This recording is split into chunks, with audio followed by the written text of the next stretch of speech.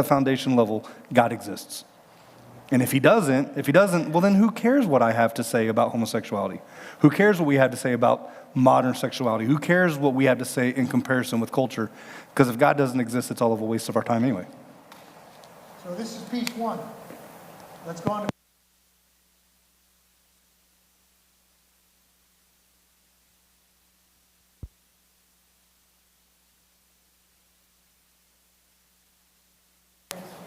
Vern, can you check? His mic is not working all of a sudden. Are you guys working on something with that? Hello. It's not on. I mean, my light is on. Keep talking. Keep talking. I keep going. Are you getting better? There we go. All right. How cool is that? Because I have a weenie little voice. I mean, John could be up here. Ben could probably be up here without a mic, and you'd do fine. I can't. Okay. I love these things when they work. And the people online would really struggle, no matter how powerful my voice is. Good point. Yes. Good point. So here's the second piece, because the first piece doesn't get us to where we need to be. Okay? Is there a God? That's foundational. Second, is he the God revealed in and through Jesus? Is Jesus right? Was Jesus Son of God? Was Jesus revealing God to us? Was Jesus revealing the will of God to us? This is huge, right? Because now, if God is revealing himself through Jesus, then we need to listen. I mean, this becomes really, really important, okay? And of course, the foundational evidence for Jesus being God is the resurrection of Jesus Christ. Anybody who says, they're going to kill me, but I'm going to come back in 3 days, if he pulls it off, you probably ought to lean in. Does that make sense? Okay? To my knowledge, no one else has pulled something like that off, okay? But anyway, that's foundational, is the resurrection. However, now let's look at the implications. Let's say there is a God, okay? We know he's powerful. We know he's smart. That doesn't mean he cares one whit about you. You are so tiny, so insignificant, such a wisp of time. Why would he care? Okay? Why would he care how you live? There's so much in this universe. You just talk about the number of worlds in this universe. Why would he care about you in your context? Okay? If he is the God revealed in and through Jesus, Jesus went to a cross. Why? Because he says we're broken and we can't fix ourselves. He said that somehow we were captured by sin, and that sin was killing us, and we couldn't escape it on our own. Right? From God's perspective, you're in trouble without him. Because from God's perspective, there are things that are right and there are things that are wrong, and we do a whole lot of things that are wrong. We can't fix ourselves. So from God's perspective, you matter. Else, why the cross? Why would he die for you if you were completely insignificant? Does that make sense? If this is the God that revealed to us in and through Jesus, then how you live matters. Because if he didn't care, why did he die for us?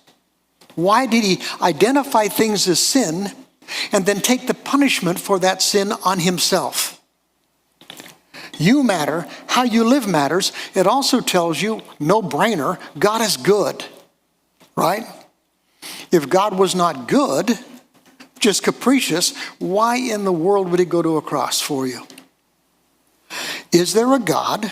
Is he the God revealed in and through Jesus? What that tells us is there is a God, he's good, and there is such a thing as sin. Does that make sense? No sin, no cross. No sin, no Jesus. Okay? Those things in my mind just simply go together. So let's go from there and start talking about what sin is. Okay? Next slide, I think. Sin is the most basic definition that I have used for time is just rebellion against God. God wants this, we don't do it. We do something else. Okay? I know what God wants, I don't do it.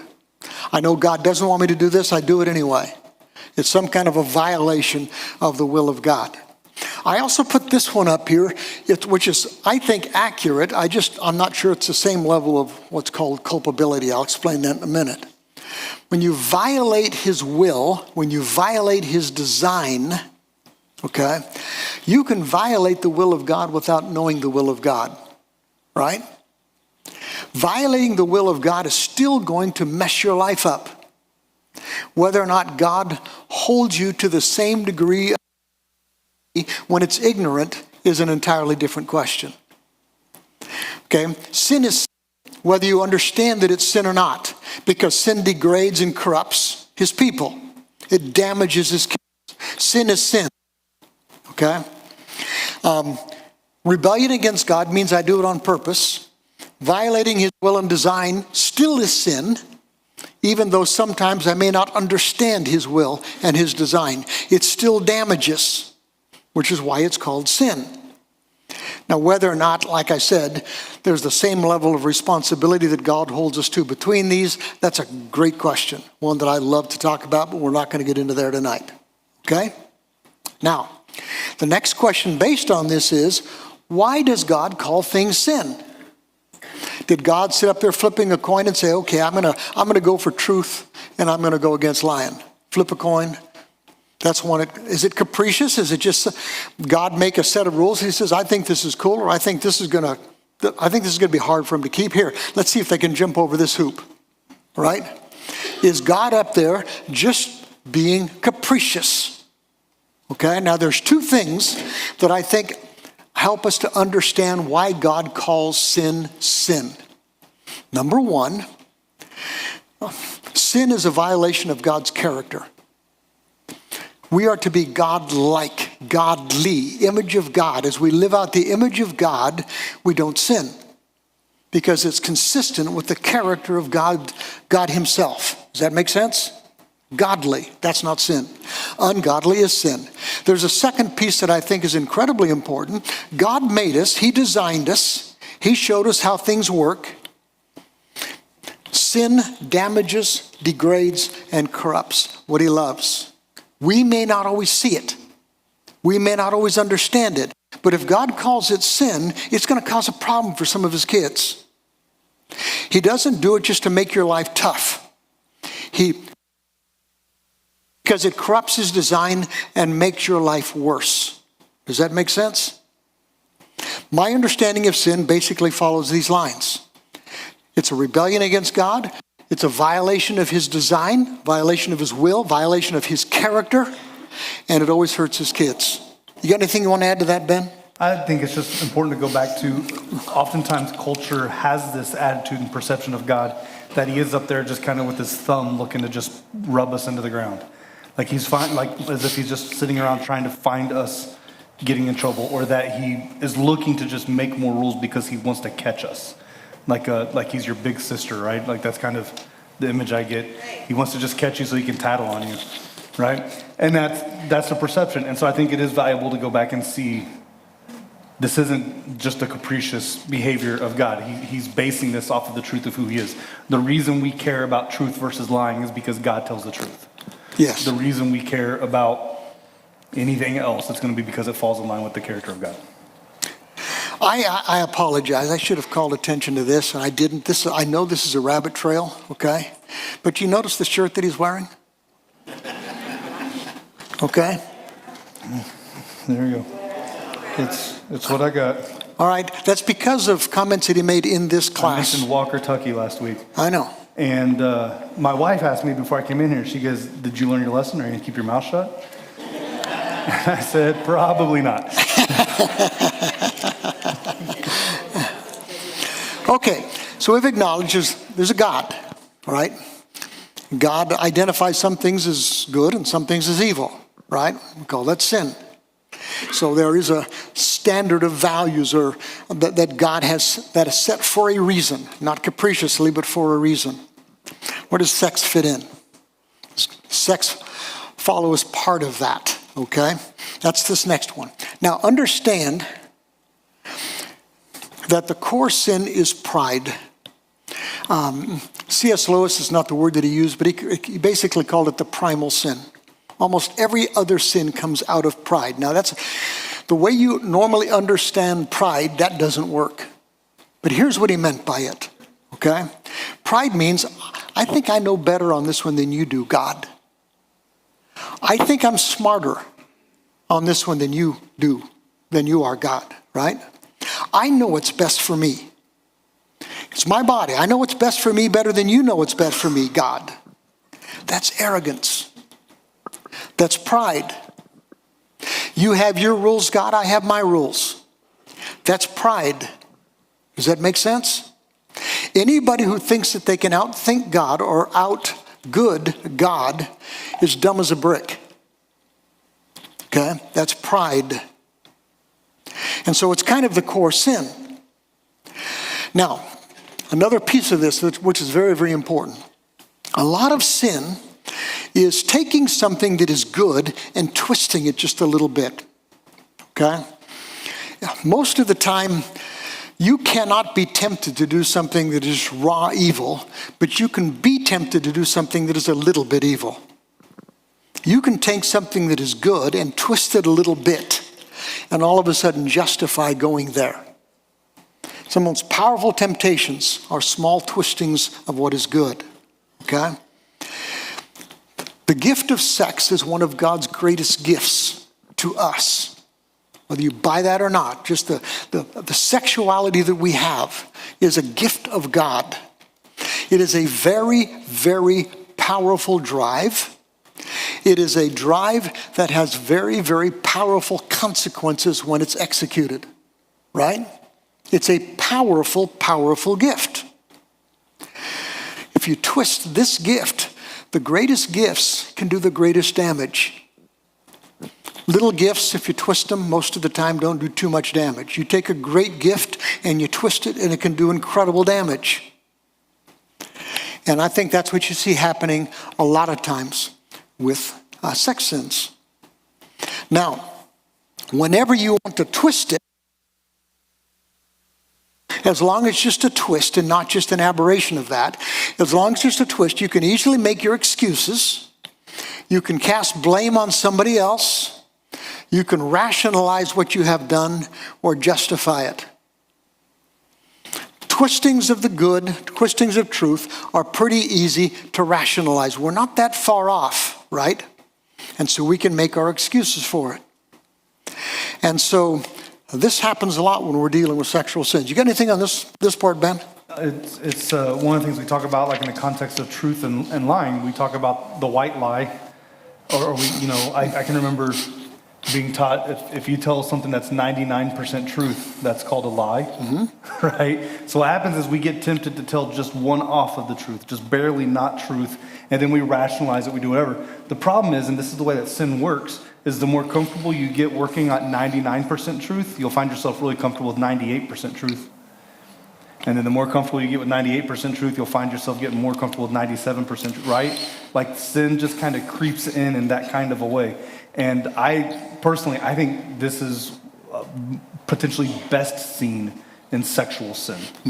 Very rarely are you tempted to go from purity to something that we would call, rape. Or you're not going to go to rape. Yeah, but sexual sin is that thing. Like if I just put my toe across the line, eventually you look back and you've done that enough times that you realize the line's 20 foot behind you, right?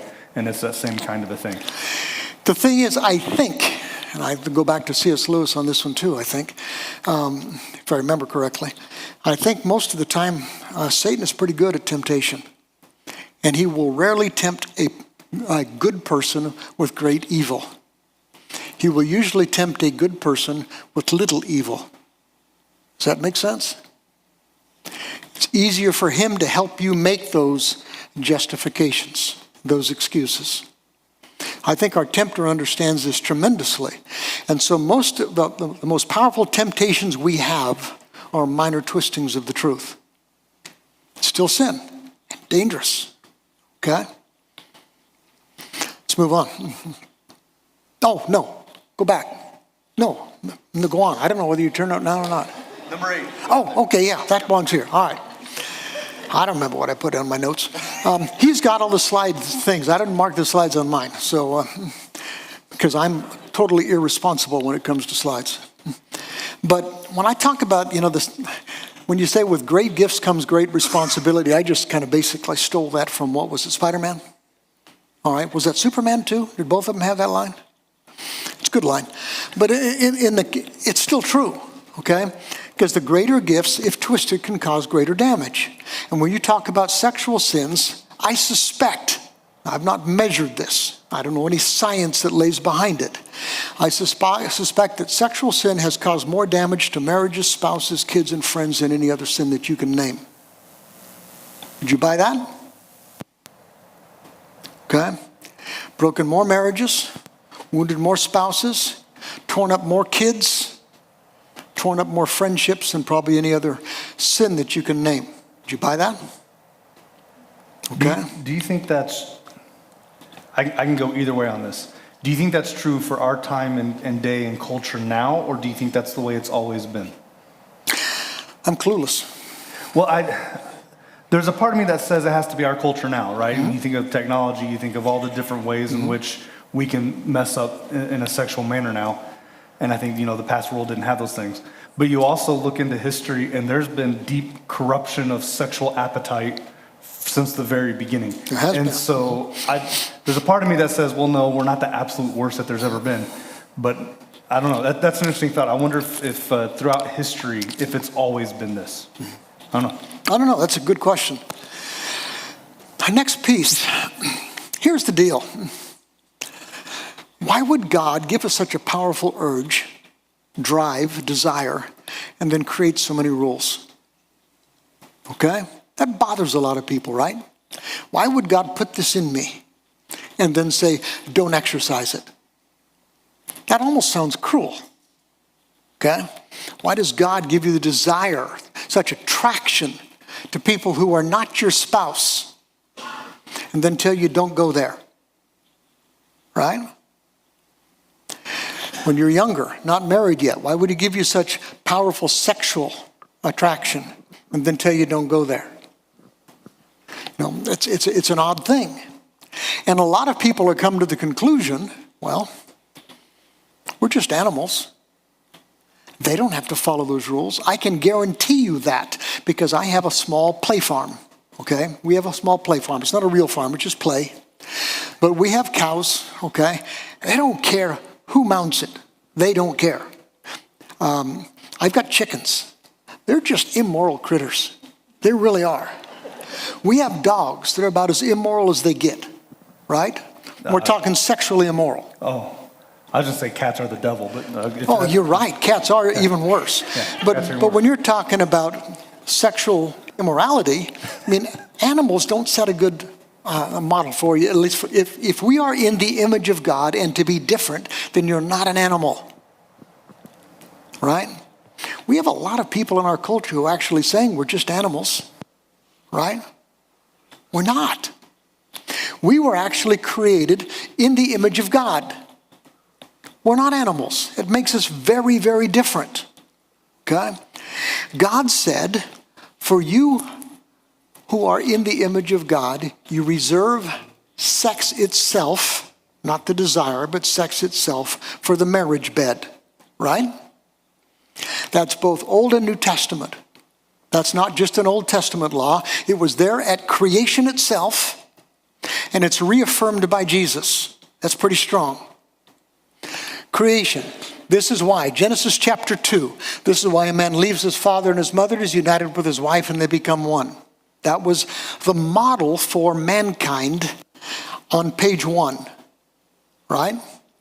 Jesus comes, reveals God to us, and he says, this explains, in a discussion with some folks at that time, Jesus said, this explains why a father leaves his mother and is joined to his wife, and they're united to one. He quotes Genesis 2. Since there are no longer two but one, let no one split apart what God has joined. That's even stronger. Okay? No one. You don't. Your partner doesn't. No one on the outside does. You don't split apart what somehow God has connected, joined. These are rules that the animals don't follow. This is image of God stuff. Does that make sense? We're different. We are not animals. And so both Old and New Testament, based on this kind of a concept, talk about different kinds of sexual immorality, adultery, okay? All different kinds of sexual sins that violate this pattern, this design. This is what God meant for us, okay? What do you have? I think that just goes back to what I was mentioning earlier. From the very beginning, you see this inclination to use sex in ways that it wasn't designed for. And you think, like, it's just such a common theme through the Old Testament. It's a common theme throughout the prophets. It's a common theme throughout the expectation of how Israel interacts with the nations that are around them. It's a common theme throughout the New Testament. Consistently, sex is one of those issues that gets talked about all the time. This stuff, again, the Genesis passage is quoted again in Ephesians 5. Like, it just keeps coming up because it's that big of a deal and that foundational. I think we got a question. So in olden times, when a man had multiple wives, was those marriages God-honoring? That's a daggone good question. It doesn't appear to be the pattern that Jesus affirms in the New Testament. It was not prohibited in the Old Testament. Why? I'm not sure. Okay? I don't know. That's a great question. I've heard some people that will give you a simple answer, but they're smarter than me. I don't know of a good answer. Does that help? Is there nothing that speaks against it in the Old Testament? Not that I'm aware of. That's interesting. I thought that was a simple no, and just a straightforward. And my assumption before we started this is I would have gone to what we mentioned a couple weeks ago with Jesus' teaching on divorce. And divorce was allowed because you guys have hard hearts. It wasn't because this is the right thing to do. It's because you guys manipulate and mess it up. I would have thought that it would have gone the same place. I would likely put it there. Wives. I would likely put it there, but I don't have a biblical justification for that I'm aware of. Now, someone in here, if you know of the place where it talks to that, go ahead. If not, just put that in your pocket and ask Jesus someday, if you make it there. Yeah. Or make a suggestion to your wife when you get home and see how that goes. Yeah. Yeah. That's humor, Jerry. Yeah. Bellamy, did you have something? We had a little note from Facebook, or actually it'll be there as soon as I can type it in, that it was Uncle Ben who told Peter Parker, a.k.a. Spider-Man, that quote. So just need to set the record straight. Well, yeah, I knew it was in Spider-Man. I knew that scene. I just thought it was also in Superman. I may have plagiarized it somewhere, but no. All right. It's not recorded. I remember that scene because Ben is dying. Yes, right on the street there. Yeah. I'm still Great movie, guys. Spoilers, guys. Come on. One other thing, we've been talking about this tension between the way God has designed and created things and our interaction with it. God's created sex, and our interaction has not always been to his pleasing or intention. Is any of that possibly because, regardless of how God made things, we are still in a fallen world? There's no question that the brokenness of the world has messed up our minds. We're going to get to that, believe it or not. Okay? We're going to get to that pretty strongly here this evening.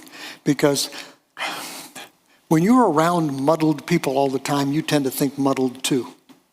When you've got these desires inside of you that have been corrupted in some fashion, you're going to treat them as normal. Right? And we're going to see how that brokenness has corrupted all kinds of things. But what I'm going to do for the rest of it, it's kind of what I did on Sunday morning. Rather than just unpacking each one of the different sexual sins, because I don't think you need to do that. I want to talk about our excuses, our rationalizations, okay? The way that we justify what we have done or the choices that we make. This is really important, okay? Let me show you. Here's the first one that I put down. You got to follow your heart. How many of you ever heard that from somebody? How many of you ever have used that line? Okay, first of all, raise your hand so we can shoot you. It's in every Disney princess movie. I know. Can't speak against this. I know. I'm gonna. You're breaking little girls' hearts everywhere. I hope so. Someone write that down. Put that on a T-shirt, guys. Come on. Gotta follow your heart. You know how stupid that is? I mean, if you just think about it for a minute, how abject stupid that is. Now, sorry about that. I get a little emotional. But look at this. I believe this. Jeremiah says, the human heart is the most deceitful of all things and desperately wicked. Who knows how bad it really is? How many of you guys would contest that? Okay. I don't. I think he's dead on right. Okay? And I'll show you why in just a minute. All right? Your heart, you want all kinds of things that are not. Have you ever wanted to punch someone in the face and knew you shouldn't? We got You some gotta- amens, man. You got to follow your heart, right? This is the angry section of the room. Sit here at your own risk. Have you ever had a desire to do something that is flat out wrong? You wanted to steal something, maybe. You wanted to get vengeance on somebody in such a way that you just crushed them. And you knew it was wrong. But you felt that desire so strongly. Right? Your heart is messed up, guys. It's messed up at its core. We have all kinds of desires that war against God.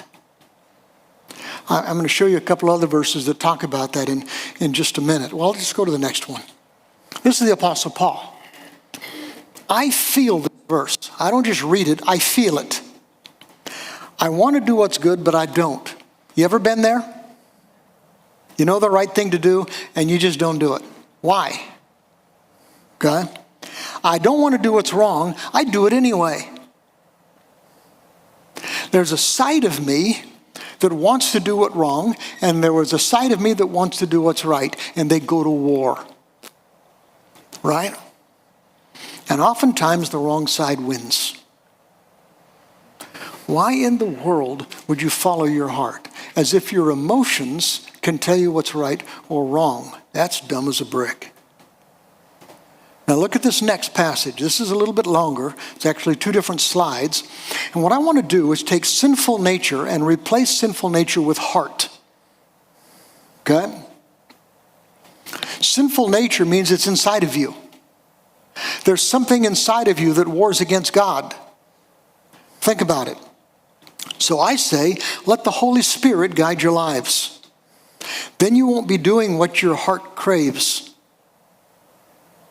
I'm just going to replace it there for a minute, see if it works. Right? Then you won't be doing what your heart craves. The heart wants to do evil, and sometimes it does. Mine does. Okay? Sometimes, because I've told people for a long time, I'm a barbarian with a thin skin of Christianity. Right? There's a barbarian inside of me. There are times when I would really rather hurt somebody than help them. Okay? There's a mean piece of me that I try to keep under control because I'm a Jesus follower. Is that fair?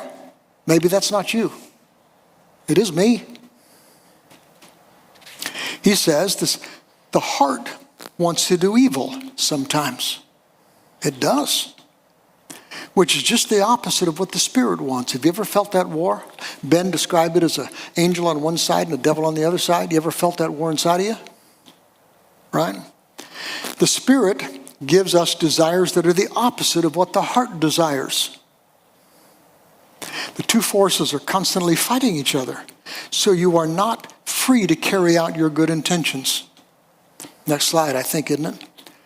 When you follow the desires of your heart, the results are clear. Your heart will take you to sexual immorality.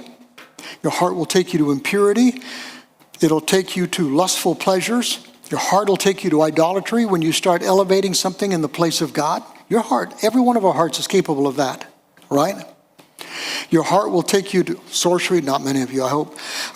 Hostility, I feel that one. Quarreling, how many of you guys have had your heart lead you to a quarrel when you knew it was dumb as a brick? Okay, if your hand's not up, you're lying like a dog. Okay? Your heart will take you to outbursts of anger, to selfish ambition, to dissension, division, envy, drunkenness, wild parties, and other sins like these. Let me tell you again, as I have before, anyone living that sort of life will not inherit the kingdom of God. Now, if I have not been unfair in inserting heart into sinful nature, you see the point. Okay? Your heart is not always good. In fact, your heart is frequently bad. If you follow your heart, it's going to take you to a lot of dark places. Part of being a mature person is learning to control your heart, not let your heart control you. Our desires don't control us. We are not animals, right? You've got two things. Your heart's going to drive you or your God's going to drive you. We're Jesus followers, right? Anything on that, Ben? I was going to... Sorry, keep shutting that off. I was going to add the Matthew passage where Jesus speaks on this, and he says, "O generation of vipers, how can you be, you're being evil." Oh, goodness, this is a messed up version. I was trying to look for it. But what he says that's valuable is he says, out of the abundance of the heart, the mouth speaks. Out of the heart, the mouth Out of the abundance speaks? of the heart, the mouth speaks. And so it's the same kind of a thing, right? When we talk about what's in the heart, it comes out in all of these conflicting ways, even within our own language and the ways we speak. That was Matthew chapter 12. All this is just saying is a lot of people, you're going to hear the line, follow your heart. You got to follow your heart, right? No, you don't, okay? There is a part of your heart that is good and sweet. There's a part of your heart that is not good and not sweet. Oftentimes we can't tell the difference. Oftentimes we go to those parts that are not sweet and we justify them and excuse them. Blame someone else for those kind of thoughts inside of us. These sorts of things. We excuse our sin. Okay? Any desire of the heart has to be measured against a higher standard. Is it good or not? Some of your desires are good. Some of your desires are not. Just because it's a desire doesn't mean it's evil. But just because it's a desire doesn't mean it's good. You have to measure the desire against God's standards. Okay? Because we're not good at measuring them. It's easy for me to justify getting even with somebody. I can give you all kinds of good reasons for it. I can remember when I first came here, I was angry because I had been fired, and so I was furious, right? And so basically, I did not want to forgive. And I justified biblically, I did not have to forgive until they asked forgiveness. And I could give you verses for it. Okay? Discovered a little bit later on, that's not what forgiveness is about. Forgiveness, God's way, forgives before it's asked for. That's hard. Okay? But I could justify the meanness of my heart biblically. It was easy for me. I could rationalize it. I argued against it in a divorce care class here. When the book was trying to tell us forgiveness has to precede their asking forgiveness. Otherwise, that person always controls you. I argued against that biblically, against the material we were teaching. Okay? And I could justify it. I was pretty self-righteous. All right? Okay. Let's move on to the next one. The next piece, you've heard this line, God made me this way. Why would God give me this kind of a desire, right, if God didn't expect me to follow that desire? God made me this way. If there's something broken about me, it's God's fault. If he wants to call it broken, he made me this way. I mean, it makes God kind of cruel, doesn't it? How could God make you a certain way and then punish you for being the way you are? That's what you're going to hear. God made me this way, okay? And someone brought it up earlier, I forget who it was. The brokenness of our world has corrupted our desires. We are broken.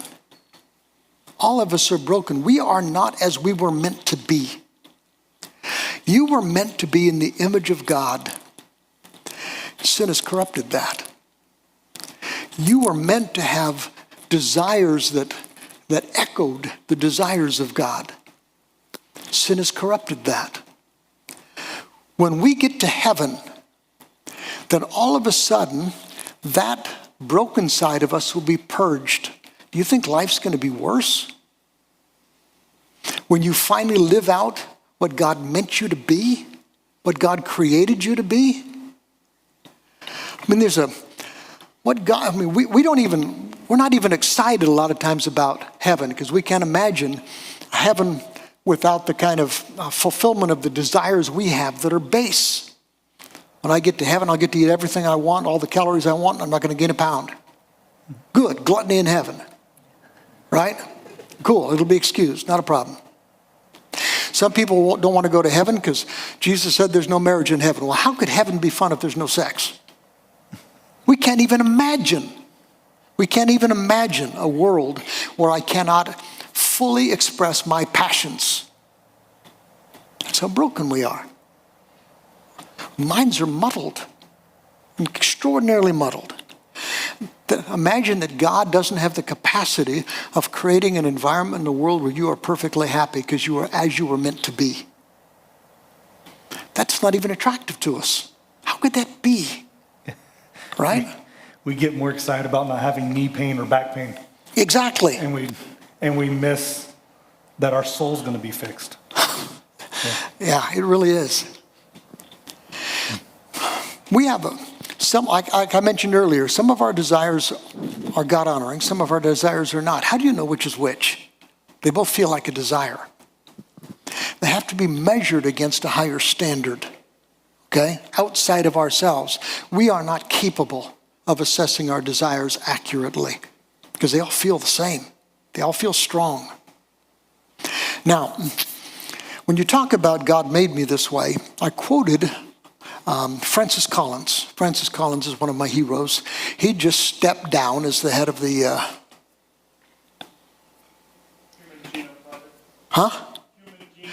No, he was also doing something for the government where he was heading up one of the agencies. But you're right, he was the head of the Human Genome Project. That was what he did prior to what he has just done. But he is probably one of the 2 or 3 leading geneticists in our country. When you look about genetics and, unpacking the human genome and all this kind of stuff, he's as smart as they come. Really, really good. But I remember one time I was reading that he identified the difference between a predisposition and a predetermination. Okay? We all have predispositions. Some of the predispositions are good, some of the predispositions are evil. Call them desires if you want. We do not have predeterminations. There's a difference between a predisposition and a predetermination. That's a desire. That's a desire that I have absolutely no control over. Okay? I cannot be other than. That's a predetermination. Sometimes we feed our predisposition so much that it becomes overpowering, but that's still not predetermined. It was exactly. Now think of it in this term. Okay? There are some people who have predetermination. You've probably predisposition, I should say, to alcoholism. Have you ever heard of that? They have a particular genetic weakness towards it. Okay? It doesn't mean you have to be an alcoholic. It means that you have a weakness there. There are people who may be predisposed to violence. That's probably me, right? Try not to be. But that's a predisposition. It's not a predetermination. That's something that I have to fight, not something that I have to succumb to. Okay? You look at your predispositions. Sometimes we have predispositions towards good. Sometimes we have predispositions toward evil. Predispositions do not make you what you desire. People say I have a predisposition towards sex. I'm not made monogamous, right? You know why? Because I have desire for other women even though I'm married. That's what they'll tell you. If I was made monogamous, I'd be content. Well, no, biology just doesn't stop working just because you're married, right? There are some people, they used to excuse it. I remember a couple of presidencies ago when one of our presidents was excused because he had a high testosterone level. So he could go ahead and mess on his wife. Remember that? Okay? He was excused for that. Predisposition, he may have had a high testosterone level. That doesn't mean he has to sate it. It doesn't absolve one of the necessity of self-control. There are people today who might say they have a predisposition towards sex with children. It's not a predetermination. It's a predisposition. If it's an evil predisposition, then you fight it. You may not be able to beat it alone. That's why God is there. But there's a difference between a predisposition and a predetermination. God made me this way. We have strong desires. Some of those desires are broken. There's a difference between a desire and a predetermination. Does that make sense? I don't buy this. I buy that God gave us desires. I buy the notion that those desires are often broken and twisted in us because of sin. It's messed us up. It's messed up the people around us. Our world is messed up and we get sucked into it. But to go from there to say, I have to be something that is not God dishonoring is not right. Because of God's greatest gift to us, which is freedom. He's given us the ability to choose between right and wrong. Right? We're going to get to that one in a little bit. Every one of us can choose not to follow our desires. What do you have on that, Ben? I'll tell the story real quick. I was down at a conference years ago at a church leaders conference down in Texas. And the lead guy from the church who was hosting this conference was talking a little bit, not with these specific words, but he was talking about the desires and the sins that try to take us over and why we have to fight them and everything else. And he very transparently talked about his own desires sexually. Mm-hmm. So what's interesting to me is oftentimes within our culture, when we talk about these things, we like to take it to where we were 2 weeks ago with gender or a week ago with homosexuality. But it's just as much in a heterosexual context. It is. If not more prevalent, okay? And so he's speaking to that, and he actually said, now, he said this on stage to a room full of church leaders, it's a little bit different context, predominantly men in the room, okay? But he said, I'd like to have sex with all your wives if I could, which I thought was weird, all right? Kind of uncomfortable, all right? But there was an honesty in that, right? Like there's a predisposition. But there's also, let's be mature and recognize that just because I have these desires doesn't mean you go fulfill them. That's not what we're supposed to be. You don't have to do that. Isn't parenting, the whole role of parenting is teaching kids to manage their desires? Okay? That's what a parent is, isn't it? I mean, a kid wants to do all kinds of stuff that's self-destructive or hurting others. Part of parenting is learning that the desires don't have to be sated. That you can go right over the top of them. That's what we do as parents, is to civilize barbarians, right? Every child is a barbarian. And that's often why women feel like they're the mother to their husband. Yes, it is. Still trying to handle him too. In fact, isn't maturity this whole idea that a person isn't always driven by their desires, but they can rise up over their desires? Isn't that the definition of maturity itself? Maturity means that I don't just have to do whatever I feel. I can do what's right even if I feel doing what's wrong, right? That's maturity. And so this whole notion, right? Oh, yeah, go ahead, go on to the next slide. Oftentimes it's put in this way, but I'm only human. I'm only human. They'll use that to say that I have to follow my desires. What they mean by that, if I can interpret for them, but I'm just an animal. Right? I have these desires. When they say I'm only human, they mean I'm just an animal. When God says you're human, it means you're different. You're image of God. You do not have to be like the animals. Just because my cows are sex fiends, right, doesn't mean I have to be. Just because my chickens have no morals doesn't mean that I can justify having no morals. I'm not an animal. I'm a human being created in the image of God with a choice, with an understanding of good and evil, which they don't have. My animals have to follow their desires. They have no choice. We're humans, right? We're different. We're more than just animals. Far more.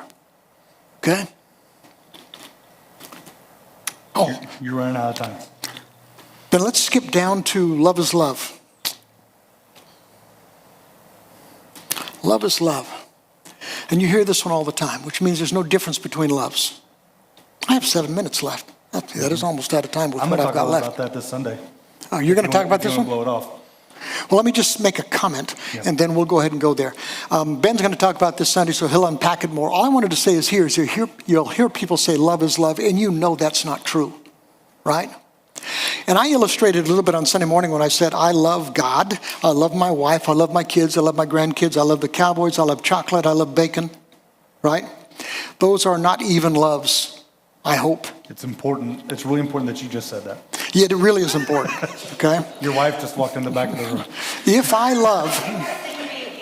love my comfort and leisure more than I love for my wife, then I have issues. If I love my kids more than I love my God, I have issues. Right? There's a rank to our loves. We love God first. You love your spouse next. You love kids, family, underneath that. If you love your kids more than you love your spouse, you're messed up. Right? You love your friends next. If you love your friends more than you love your family, you're messed up. You might love your job, might not. You might love whatever your recreation is. If you love your recreation more than you love your family, you're messed up. Paul uses this phrase, the next phrase, the love of Christ compels, constrains, restrains, or controls us. Which means the highest love defines all of the other loves that come underneath. Okay? Love is not love. Love of God is the essence. It's the highest. It's the pinnacle of love. The love of God constrains how I love my wife.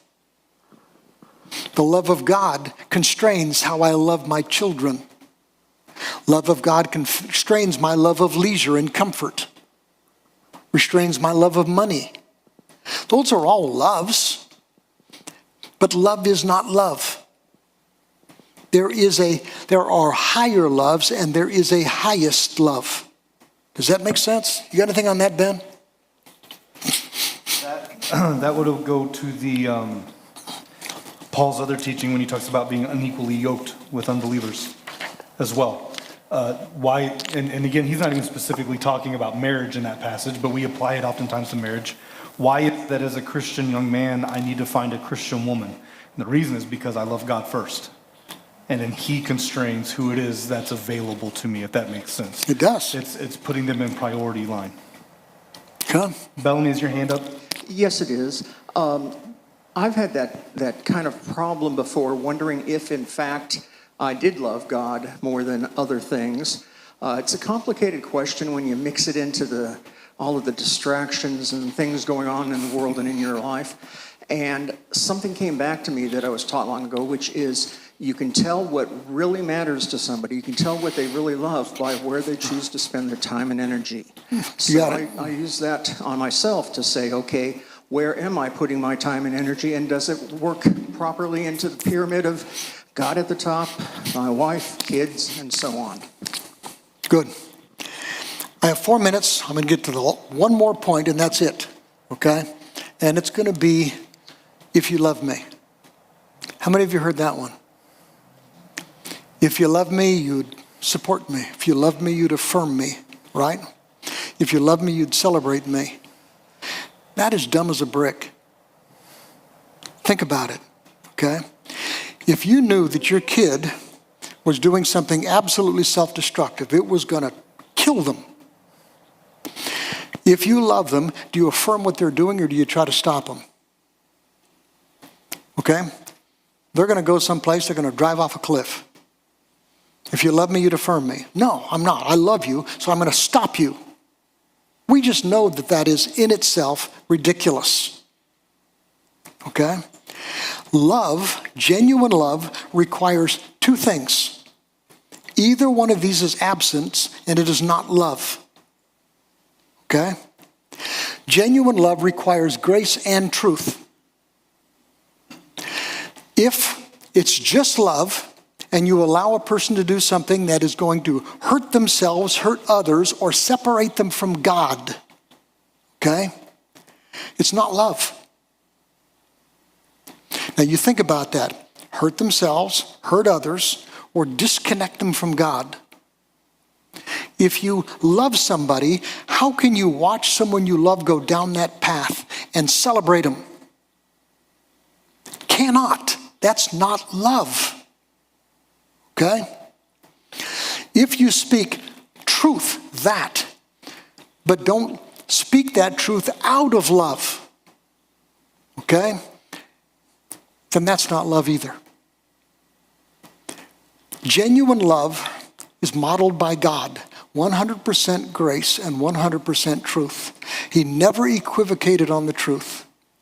And he never stopped loving someone despite the fact that they were unlovely. Right? That's our model too. This whole idea, if you love me, you'd celebrate me, just doesn't make sense. It's not correct. If you love someone, you've got to want their best. If you love somebody, okay, even if they're violating the best, you're going to still love them. Grace and truth. Never compromise on either one as a Jesus follower. Okay, you got anything on that, Ben? We have more, but it is 7:29 and 25 seconds, according to my clock. And so we have an open forum right after this, so we're going to go ahead and close this thing down so that we can begin the open forum on time. I'll show them the slides real quick. Okay. This is a big one, flee immorality. I love that language. Run from it. Don't play with it. Don't flirt with it. Run from it. Opposite direction.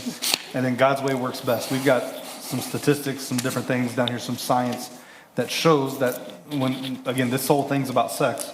Sex within a committed relationship in the context of a marriage, and even if you add into that factor religion or spirituality within a committed, faithful marriage, all the statistics, all the research comes back saying that they have the best sex, most frequent, all that kind of stuff. And yeah, last time we had someone up there say amen. And there we go. the Wait for that. refrain is growing. It's good. Yeah, a woman said amen, so there we go. That's a big deal. Yeah, and it is a really big deal. The fact is, God isn't this way because he's repressive. Yeah. God is this way because he wants the best for his kids. And God's way works best for his kids. That's it. The big thing here is when we do things the way that God has designed it, it's amazing to us that it works. and it shouldn't be. It's an incredible blessing. The guardrails are there for good. Let me pray for us and we'll close out. God, we thank you so much for this opportunity to be together. God, we thank you for how you have blessed us. God, we thank you for the desires that you've given us, the way in which you have made us. And we recognize that just because those desires, just because of how we're made is there, doesn't mean it's all right. Doesn't mean that there isn't an adversary who works against us. Doesn't mean that we don't live in this broken world that seeks to corrupt what you have called good. And so God, give us wisdom, give us eyes to see and ears to hear your truth, and help us to live constantly in your grace. God, you're good. In Jesus' name we pray. Amen.